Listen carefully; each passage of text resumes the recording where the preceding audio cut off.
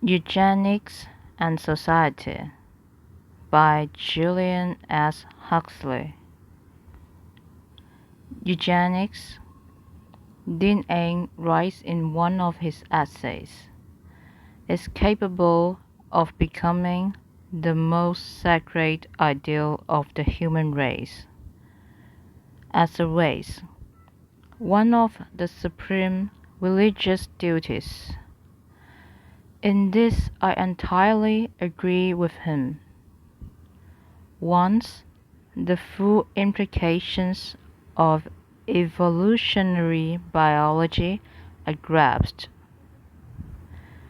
eugenics will inevitably become part of the religion of the future, or of whatever complex of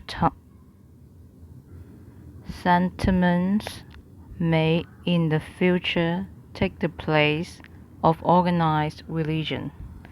It is not merely a sane outlet for human altruism, but is of all outlets for altruism that which is most comprehensive and of longest weight.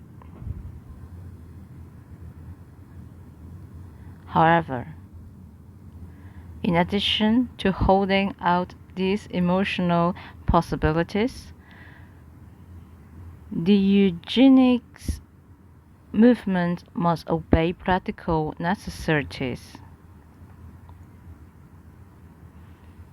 If it is to grow into a soul-compelling ideal, it must first achieve precision and efficiency as a branch of applied science. At the moment, it is idle to pretend that it has advanced very far in either direction. True that to a limited number of men and women, it is already an inspiring ideal, but for the bulk of people, if not a subject for jest, it remains either mistrusted or wholly neglected.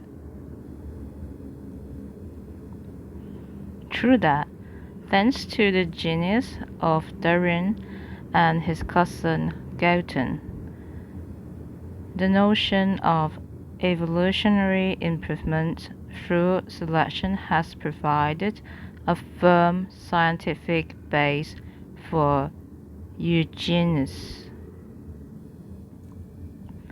and that in recent years distinct progress has been made in applying the triumphal discoveries of modern genetics to the human species. Yet for the bulk of scientists, eugenics is still hardly reckoned as a science. It may be that, as a scientist myself, I overrate the importance of the scientific side. At any rate, it is my conviction that eugenics cannot gain power as an ideal and a motive until it has improved its position as a body of knowledge and a potential instrument of control. And in the lecture, I shall endeavor to point out what, in my opinion, is the next step towards the graduation of eugenics into the dignity of an established science. It will be an inquiry into the methodology of our subject, social science and natural science. Eugenics falls within the province of the social sciences, not of the natural sciences, It shares with the rest of them a suspicion, often very frankly expressed by the pundits of more respectable branches of study, such as physics or pure biology, of being not quite scientifically respectable.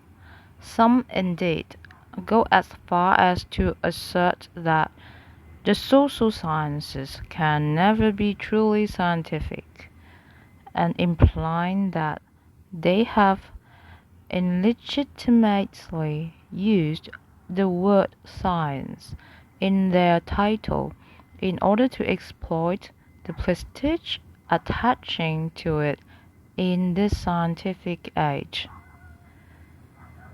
Personally, I do not think that this criticism is justified.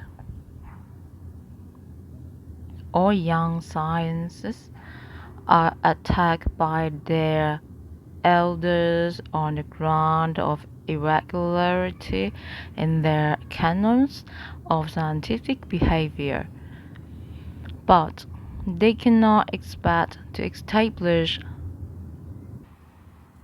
rigorous canons until they are no longer young, any more than an untried adolescent can be expected to possess the assurance and practical skill of a man in the prime of life.